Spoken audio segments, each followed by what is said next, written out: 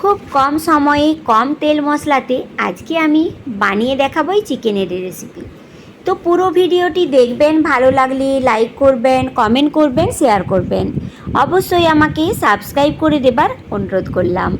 আজকে আমি বানিয়ে দেখাবো চিকেন কোরমা রেসিপি। তো কিভাবে বানিয়েছি আমি এই চিকেন কোরমাটি অবশ্যই দেখে নিন। আমি 700 গ্রাম চিকেন নিয়েছি, ভালোভাবে ধুয়ে রেখে দিয়েছি। এখানে গ্যাস অন করে কড়া বসিয়ে দিয়েছি সামান্য সাদা তেল।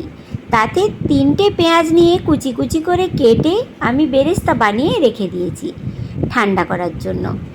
এবার ওই কড়াতেই দিয়েছি আর একটু সরষের তেল।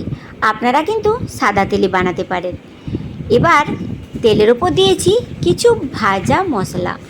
ভাজা মশলার মধ্যে আমি এখানে দিয়েছিলাম 4টে এলাচ, হাফ চামচ গোটা জিরে, হাফ চামচ গোটা ধনে, হাফ চামচ গোটা মৌরি, দিয়েছি 6 থেকে 7টা লং, 2টো শুকনো লঙ্কা আর 1 টুকরো দারচিনি, যেটা আমি শুকনো কড়ায় ভেজে মশলাটা মিক্সিতে পেস্ট করে রেখেছিলাম।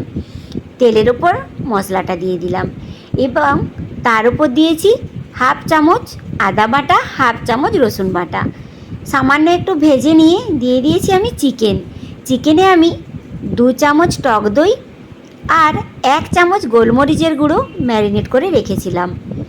এবার দিয়ে নেড়েচেড়ে 10 মিনিট আমি গ্যাসটা স্লিম করে রেখে দেব। তারপর দেব চাপা খুলে সামান্য নুন স্বাদের জন্য। এবার আমি গ্যাসটা রাখবো লো টু মিডিয়াম ফ্লেমে, কারণ প্রথমে যদি গ্যাসটা বাড়িয়ে রাখতাম তাহলে দইটা ছিল চিকেনটা ফেটে যেত। খুব ভালোভাবে নেড়েচেড়ে নিয়ে দেখলাম চিকেন 15 মিনিটের মধ্যেই 60% কিন্তু বয়েল হয়ে যাবে। এবার যে বেরেস্তাটা বানিয়ে রেখেছিলাম ঠান্ডা হয়ে গেছে, তাতে আমি 10টা কাজু বাদাম দিয়ে মিহি পেস্ট বানিয়ে রেখেছিলাম, দিয়ে দিলাম পেস্টটা। খুব ভালোভাবে নেড়েচেড়ে নিয়ে দিয়ে দেব 4 থেকে 5টা কাঁচা লঙ্কা। আপনাদের চয়েস, ঝালের পরিমাণ যদি বেশি খান তাহলে লঙ্কা গুঁড়ো দিতে পারেন আর কাঁচা লঙ্কার পরিমাণটাও বাড়িয়ে দিতে পারেন। এবার নেড়েচেড়ে নিয়ে আবার চাপা দিয়ে রেখে দেবো 15 মিনিট। ব্যাস 15 মিনিট পরেই কিন্তু সেদ্ধ হয়ে যাবে এই চিকেন। ওপর থেকে স্বাদটা মেনটেন্স করার জন্য দিয়েছি সামান্য একটু চিনি, 1 চামচ গাওয়া ঘি। নেড়েচেড়ে নিয়ে আবার চাপা দিয়ে রেখে দেব, গ্যাসটা বন্ধ করে দেব।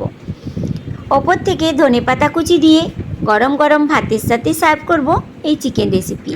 তো কেমন লাগলো আমার এই চিকেন কোরমা রেসিপিটি বলবেন। ভালো লাগলে অবশ্যই লাইক করবেন, কমেন্ট করবেন, শেয়ার করবেন।